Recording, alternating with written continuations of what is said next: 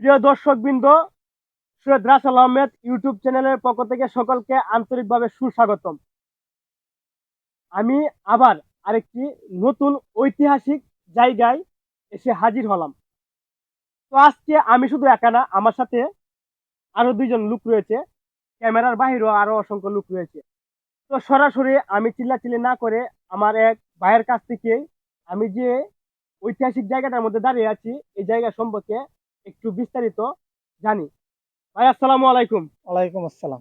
ভালো আছেন ভাই? জি ভাই, ভালো, আলহামদুলিল্লাহ, অনেক ভালো। আচ্ছা ভাই, আমরা যে জায়গাটার মধ্যে এখন দাঁড়িয়ে আছি ওই জায়গাটা সম্পর্কে আপনি একটু সংক্ষেপে আমার ভিউয়ার্সদের উদ্দেশ্য কিছু কথা বলেন। এই জায়গাটা কি কি আসল বিষয়টা বলেন।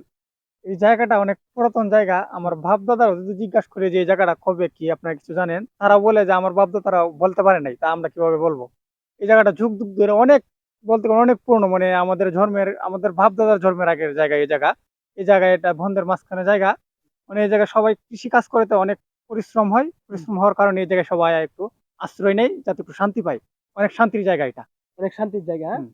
তো আবার আমি শুনলাম নাকি বৃষ্টি আসলো নাকি এই জায়গায় এসে আশ্রয় না নেই। না, বৃষ্টি আসলে ওই জায়গায় আশ্রয় নেই, কারণ বৃষ্টি আসলে এই গাছের নিচে কোনো পানি পড়ে না, তাই এই জায়গায় নিচে আশ্রয় নেই। মানে ভিজার কোনো সম্ভাবনা নাই।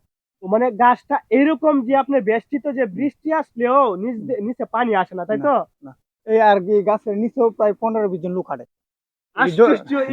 আপনারা যদি দেখেন যে ভাই এই গাছটার নিচেও ভাই বললো যে আরো 15-20 জন লোক আছে নাকি, লোক ধরে নাকি ভাই। মানে ভিতরে অনেকটা জায়গা ভাই। তো ভাই, আসলে আমি অনেক মুগ্ধ ভাই এই জায়গাটা দেখে। তো আমি একটা কথা বলতে চাই যে আসলে এটা কি আপনার চতুর্দিক দিয়ে একটি হাউর রয়েছে, তাই তো? চতুর্দিক দিয়ে হাওর বন্ধের মাঝখানে এই বট গাছ। ওই চতুর্দিক দিয়ে হাউর বন্ধের মাঝখানে বট গাছ, এখানে নাকি ভাই শুনতাম আগে আরেকটা বড় জায়গা গাছ ছিল। এই যে এই গাছ ছিল, তবে বৃষ্টি ঠাড়া পড়া মানে গাছ মরে গেছিল।